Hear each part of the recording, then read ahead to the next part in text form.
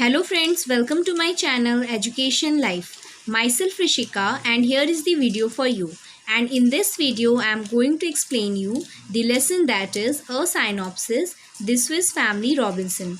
And ये जो आपका लेसन है ये एक नॉवेल की समरी है एंड ये नॉवेल बहुत ही एडवेंचरस है एंड ये आपको लाइफ में आपको जितने लाइफ के रिलेटेड बहुत सारी टीचिंग भी सिखाती है, जैसे कि आपको अपनी लाइफ में डिफ़िकल्ट सिचुएशंस के टाइम कैसे स्ट्रांगली उसे हैंडल करना है, कैसे बीट करना है, आप कैसे उसमें सर्वाइव कर सकते हो स्ट्रांगली, ये सारे एक्सप्लेन करती है. And I will try to make you explain all the content of the lesson. And जैसे कि आप जानते हो ये आपका लेसन बहुत ही लेंदी है, so I had just divided this lesson into 3 parts.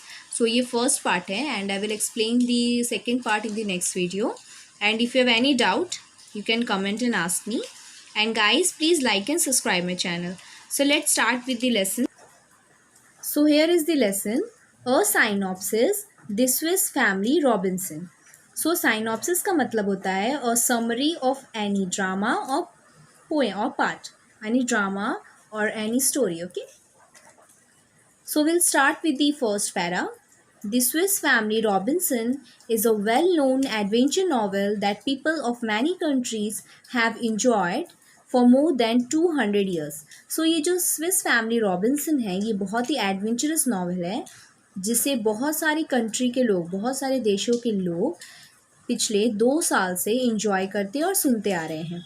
It has also been made into graphic novels and films. इस पर बहुत सारी ग्राफिक नॉवेल्स मीन्स कॉमिक जो होती है, कॉमिक बुक्स वगैरह जो होती हैं, कॉमिक नॉवेल्स और फिल्म्स भी बनी हैं in the Hollywood. The novel written by the Swiss clergyman.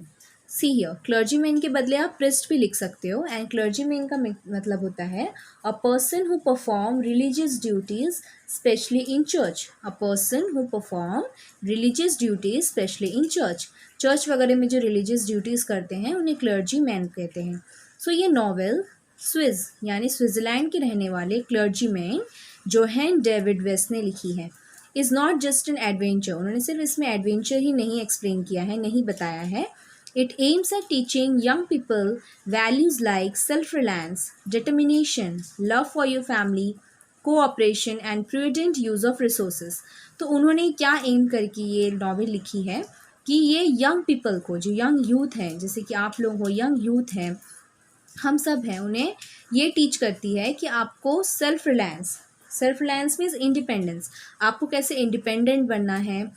And determination means the process of deciding to get something that is very difficult. जब आप डिटर्मिनेशन मीन्स जब आप ऐसा तय कर लेते हो कि आपको जो भी सक्सेस चाहिए लाइफ में वो आप कैसे उसे पाओगे. So that is a determination.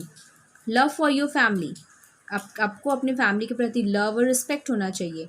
Cooperation means team work, जब हम मिलजुल के जब हम काम करते हैं कोई भी तो उसे कोऑपरेशन बोलते हैं. And prudent means sensible and careful when making any judgement. जब कभी भी हम कोई डिसीजन लेते हैं, अगर हम उसे केयरफुली जैसे लेते हैं उसे प्रूडेंट बोलते हैं.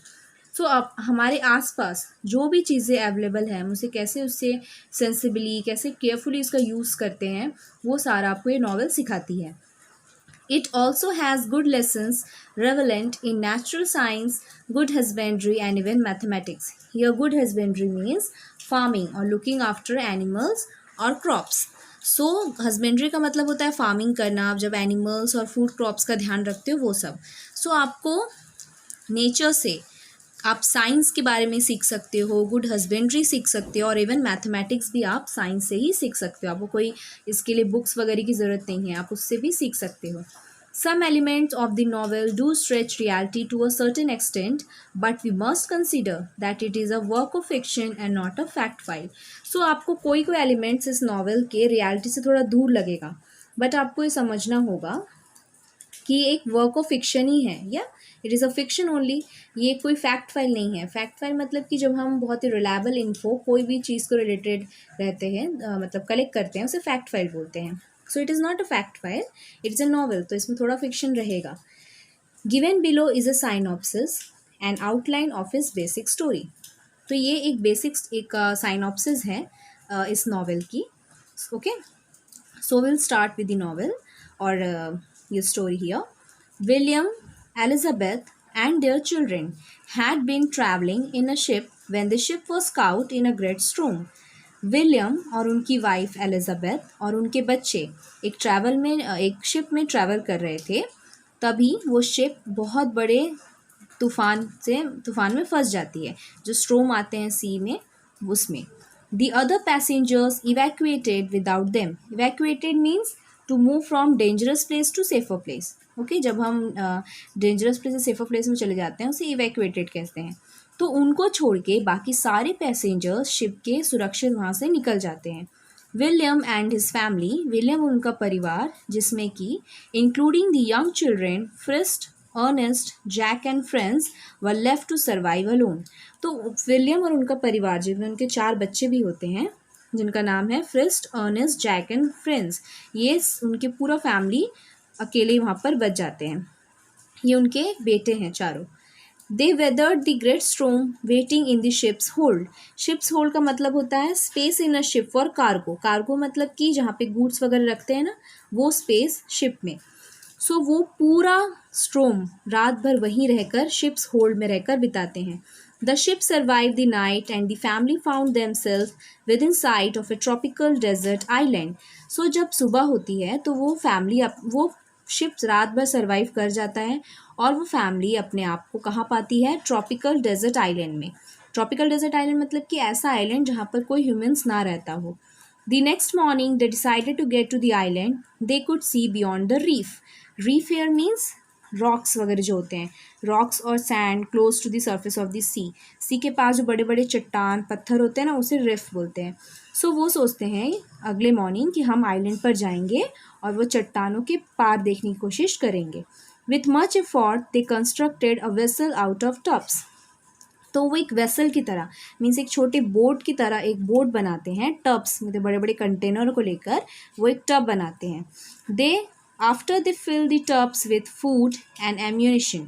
एम्यूनिशन मीन्स, एम्यूनिशन का मतलब होता है दी सप्लाई बुलेट्स, जो बुलेट्स वगैरह जो वेपन्स वगैरह यूज़ होते हैं उसे एम्यूनिशन बोलते हैं। And all other articles of value they could safely carry. They rode towards the island. So वो क्या करते हैं, टब्स को फूड खाने से और वो वेपन जो बुलेट्स होते हैं उससे, और जितने भी आर्टिकल्स जो उनके लिए जो यूज़फुल होंगे वो सारे को लेकर वो सेफली कैरी करते हुए आइलैंड की तरफ बढ़ते हैं। 2 dogs from the ship name Turk and Juno swam beside them. So उनके साथ 2 डॉग्स भी होते हैं जिनका नाम होता है टर्क और जूनो। वो उनके साथ साथ स्विम करते हुए आइलैंड तक जाते हैं। The ships cargo of life stock. Life stock का मतलब होता है जो एनिमल्स होते हैं ना, काउ, पिग्स, गोट्स, वो लोग। Guns and powder, carpentry tools, book are disassembled. Disassemble means take something to pieces. Pinnace, pinnace में छोटे छोटे बोट्स होते हैं ना, डिसैम्बल्ड पिनेंस मतलब कि छोटे छोटे जो बोट्स अटैच होते हैं शिप से वो। And provisions had also survived. तो उनके साथ साथ शिप्स के कार्गो से लाइफ स्टॉक, गन और गन पाउडर, कारपेंट्री टूल्स, किताबें और वो डिसैम्बल्ड पिनेंस मतलब जो उसके टुकड़े हो जाते हैं छोटे छोटे जहाज के, जो छोटे छोटे बोट्स होते हैं उनके पीसेस हो जाते हैं वो। एंड प्रोविजन्स में मीन्स उनका खाना, ओके, जो उनकी जो वो ग्रॉसरी रहती है वो भी सर्वाइव शिप के साथ कर जाती है। Over the next few days, William, father, attached the foldable old cages to one another and built a bow that curved around them. So कुछ दिनों के बाद विलियम क्या करते हैं, अटैच दी फोल्डेबल ओल्ड केजेस। केजेस मतलब होता है बैरल। आप इस पिक्चर में देख सकते हो विलियम क्या करते हैं, ये सारे केजेस को एक साथ ऐसे अटैच करते हैं कि वो एक बो की तरह दिखे। बो मीन्स एक धनुष की तरह, और वो चारों तरफ उनको कवर कर ले, ओके, कर्व जैसा उनको कवर कर ले। The family had landed successfully on the island. A family successfully island तक पहुंच जाती है। They set up a tent and soften the floor with armloads of grass. They cut and spread to serve as their beds.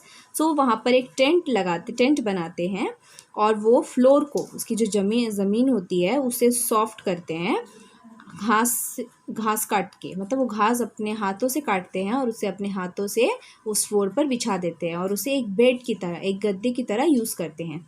They came to a grove of trees. See grove means जहाँ पे कुछ parts में, small parts में बहुत सारे trees grow होते हैं, उन्हें ग्रोव बोलते हैं। तो वो ग्रोव ऑफ ट्रीज के पास आते हैं। One tree grew what look like gods on its trunk. तो वहाँ पर एक ट्री ग्रो होता रहता है जिसके ट्रंक में, मीन्स ट्रंक मतलब होता है ट्री का सेंट्रल पार्ट जहाँ पे ब्रांचेस वगैरह ग्रो होते हैं। सो वहाँ पर उन्हें गॉड्स मीन पम्पकिन ग्रो होते हुए देखते हैं, पम्पकिन कद्दू जो होता है वो। The father told Frist the gods would make excellent bowls and spoons and they cut them into various utensils. तो फादर जो विलियम है वो अपने बेटे फ्रिस्ट को कहते हैं कि हम गॉड से मीन्स पम्पकिन से बहुत ही अच्छे अच्छे बाउल्स और स्पून्स बना सकते हैं। सो वो क्या करते हैं, उससे बहुत सारे यूटेंसिल्स मीन्स बहुत सारे बर्तनें उससे कट कर शेप कर कर बनाते हैं। Okay, so I will just stop teaching you here because ये वीडियो बहुत लेंथी हो जाएगा एंड आपको समझने में भी डिफ़िकल्टी आएंगी। And hope you like my video. Thank you for watching. Keep learning with me. Stay home, stay safe.